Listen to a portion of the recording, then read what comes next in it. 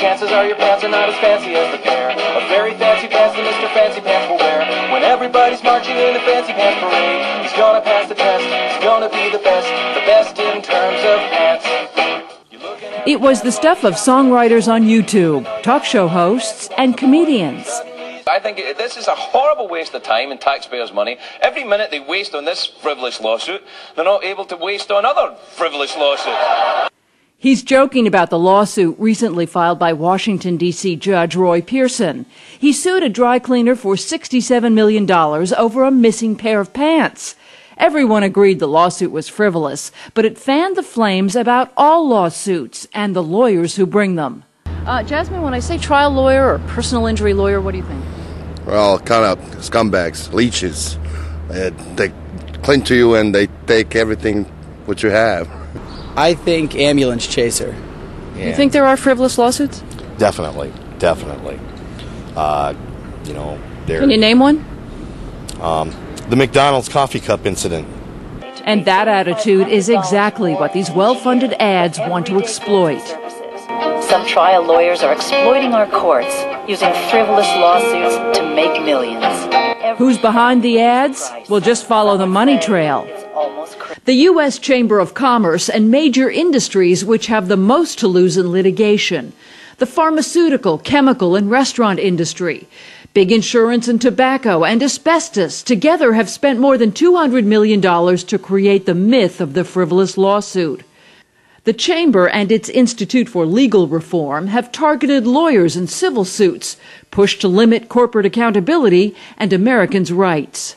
Over the course of the last decade, the U.S. Chamber of Commerce has transformed from a relatively non-political organization into a real powerhouse lobbying organization that represents major industries in the United States.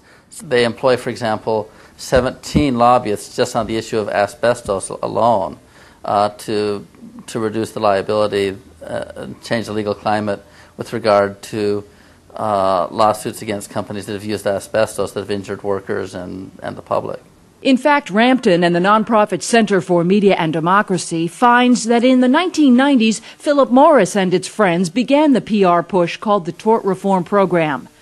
Internal documents show that in order to be effective, media activities promoting tort reform, quote, must not be linked to the tobacco industry. Then, quote, we have seized on the disrepute of the personal injury lawyers to weave into our lobbying, media, and grassroots tactics. Big Tobacco knew liability lawsuits were coming, and soon many states had filed suit against the industry, costing it billions and forcing Big Tobacco to quit advertising to children.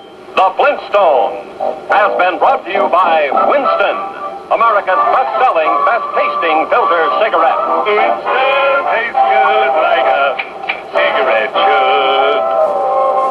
Today, you don't have to look far to see ads paid for by the U.S. Chamber of Commerce for politicians on board.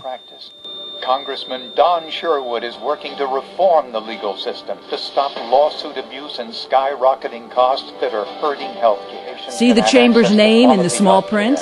Log on to uschamber.com.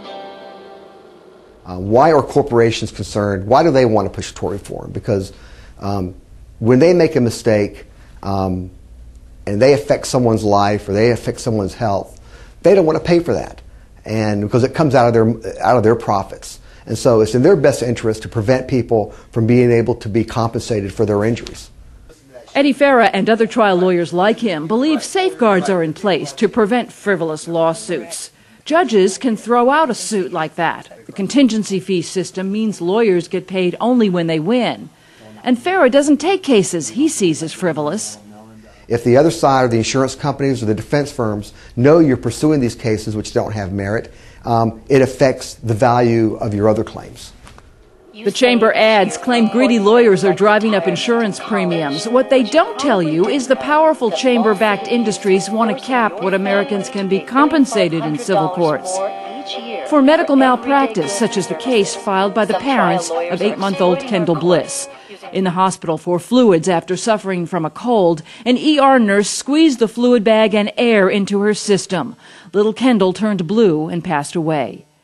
The Chamber also doesn't tell you these facts. Medical errors kill 195,000 Americans every year.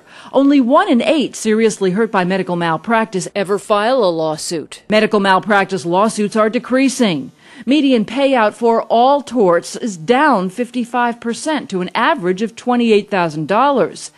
Meanwhile, insurance premiums are still rising for doctors, leading many to say that industry is just trying to make up for bad investments in the stock market. So there are a lot of people, and I think if you look at the statistics, there are a lot fewer malpractice claims being filed now. The recoveries are lower, but there are a lot of people out there who have been victims of malpractice that are never going to be compensated. And what about the McDonald's coffee case? Still marked as one of the top 10 frivolous lawsuits of all time. The facts tell a different story there, too. 79-year-old Stella Liebeck was a passenger in a stopped car when she held the coffee cup between her knees to put in milk and sugar. When it spilled, she was scalded by the 180-degree coffee. She received third-degree burns across her groin, inner thighs, and buttocks. Liebeck required a week's hospital stay, skin grafts, and 2 years of rehabilitation. She asked McDonald's for $20,000. The company refused. Because she was 20% responsible for holding the coffee between her knees, she received a small settlement and enough to cover her medical costs. McDonald's own testimony and actions led a jury to rule against it when the company executive said they knew at 180 degrees the coffee was hot enough to scald. The judge called the company reckless, callous, and willful after finding out more than 700 unsuspecting customers had already filed claims. Wait a minute, 180 degrees. 180 degrees. Okay, I've done restaurant work my whole life. That's ridiculously hot. See, you never hear about that either. I didn't hear about that, about how badly she was burned. All you hear on the news is this woman suing McDonald's over coffee. So then there's another, it's terrible. Predatory trial lawyers at it again. The victims, all of us. Do a little word association here. I say personal injury lawyer, and you say advocate. Remember Mr. Fancy Pants? And even though you know it's gonna cost a lot of dough, you have to have the world's best pants. After a 2-day trial, a judge ruled against his lawsuit. The dry cleaner was awarded court costs and can move to recover attorney's fees. That's the way the system is supposed to work.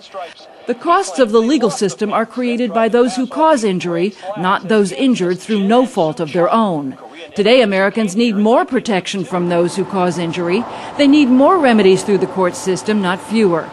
Even the comedians realize that's no laughing matter. Oh, I got fat from your French fries. They're fries! Ooh, Enron stole my pension. All right, that last one, that's not frivolous.